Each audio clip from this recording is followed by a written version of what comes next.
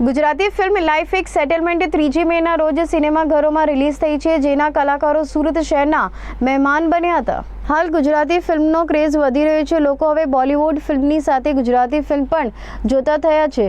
3 મેના રોજ Gujarati film life એક સેટલમેન્ટ રિલીઝ થઈ. આ ફિલ્મના પ્રથમ શોનો પ્રીમિયર સુરત ખાતે લોન્ચ કરવામાં આવ્યું હતું. સુરત અડાજણ પાલ વિસ્તારમાં આવેલ રાજન્સ થિયેટરમાં આ ફિલ્મનો પહેલો શો રાખવામાં આવ્યો હતો. લાઈફ એક સેટલમેન્ટ ફિલ્મના કલાકારો નિર્માતાઓ સુરત શહેરના મહેમાન બન્યા હતા. આવો જાણી આ ફિલ્મની વિશેષતાઓ કલાકારો પાસેથી. નમસ્કાર. હાલ ગુજરાતી મૂવીનો ક્રેઝ વધારે જોવા મળી રહ્યો છે, ત્યારે લોકો પણ ગુજરાતી મૂવી જોવા માટે ખૂબ જ ઉત્સાહ થતા હોય છે. આજે આપણે એક એવી મૂવીની વાત ઉપર ચર્ચા કરશું જેનું નામ છે લાઈફ એક સેટલમેન્ટ. એમના જે કલાકારો છે આજે આપણી સાથે સુરત શહેરમાં મોજૂદ છે. એમની વિશે જી તમારું નામ અને કઈ પ્રકારની મૂવી કે આ ટાઇટલ કેમ? રાઈટ, મારું નામ ખુશ્બુ શાહ છે અને આ મૂવીની અંદર મારો ચાંદનીનો રોલ છે. આ સમાજને એક સારું ઉપદેશ આપતી મૂવી છે. તો આ ફેમિલી મૂવી છે તો જરૂરથી દરેકે જોવું જોઈએ, કારણ કે આપણને આ સમજાવે છે કે લાઈફની અંદર અત્યારે દરેક લેડીઝ કઈ રીતે પોતાની લાઈફનું સેટલમેન્ટ કરી રહી છે. તો આ પૂરેપૂરી સામાજિક મૂવી છે અને ખૂબ જ સારી છે. આજે આ મૂવીનું રિલીઝ થવા જઈ રહ્યું છે, તમે શું એક્સપેક્ટ કરી રહ્યા છો? ફર્સ્ટ ડે છે, ઘણા બધા લોકો આવી પણ રહ્યા છે. ગુજરાતી મૂવીનો ક્રેઝ હાલ જોવા પણ મળી રહ્યો છે. યસ, નમસ્તે, હું છું શ્વેતા સેન અને આ મારી ફર્સ્ટ મૂવી છે લાઈફ એક સેટલમેન્ટ. આ ફિલ્મની અંદર 4 હીરો હિરોઈન છે એમ કહી શકાય, અને બધાની અલગ અલગ લાઈફ સ્ટોરી બતાવવામાં આવી છે. મારું જે કેરેક્ટર છે એ ઝરણાનું છે અને એમાં લવ સ્ટોરી બતાવવામાં આવી છે અને એકદમ ચુલબુલી છોકરી મને બતાવવામાં આવી છે.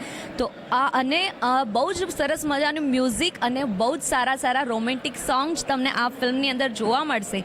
તેમજ કુરિવાજો વિશે વાત કરવામાં આવી છે અને અત્યારે ગુજરાતી મૂવીનો ક્રેઝ વધી રહ્યો છે. અને આ ફિલ્મ હું એમ કહી શકીશ કે દેશરે જોયા દાદા પરદેશ એ બધી જે ફિલ્મો હતી એ ટાઈપનું મ્યુઝિક આ ફિલ્મની અંદર છે અને એ ટાઈપનું તમને સોંગ્સ બધું અને ફિલ્મની સ્ટોરી જોવા મળશે, કંઈક નવું જોવા મળશે. અને તમને મેસેજ પહોંચાડવા માંગ્યું છે અમે લોકોએ કે લાઈફ એક સેટલમેન્ટ, બધાએ સેટલમેન્ટ કરીને ચાલવું પડે છે લાઈફમાં, તો કઈ જગ્યાએ સાચું સેટલમેન્ટ કરવાનું છે એ સમજાવવામાં આવ્યું છે. Thank you.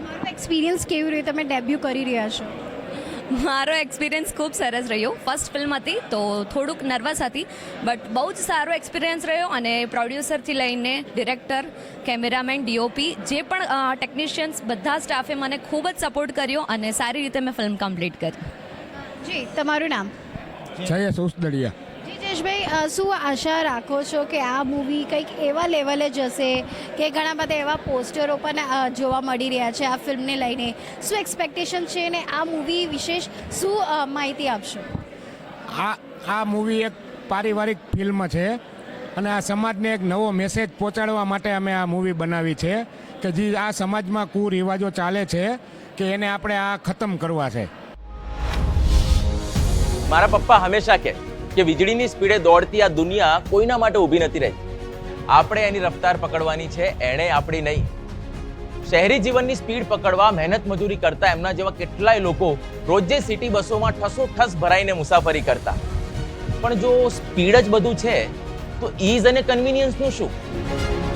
ના, મને એ મંજૂર નહોતું અને રાજ્યના બીજા એક પુત્રને પણ. પછી શું? બોળા થયા રસ્તાઓ અને ટ્રાફિકને ઓળંગીને ચાલી નીકળી સાધારણ માણસોની શાહી સવારી. પપ્પા સિટી બસમાં ફર્યા ને પછી બીઆરટીએસ. હું મેટ્રોમાં જાઉં છું અને મારો દીકરો બુલેટ ટ્રેનમાં ફરશે. માત્ર 2 જ દાયકામાં અર્બન ટ્રાન્સપોર્ટેશને જોયું જનરેશન્સને આવરી લેતું ટ્રાન્સફોર્મેશન. એટલે જ તો ફરી એકવાર મોદી સરકાર.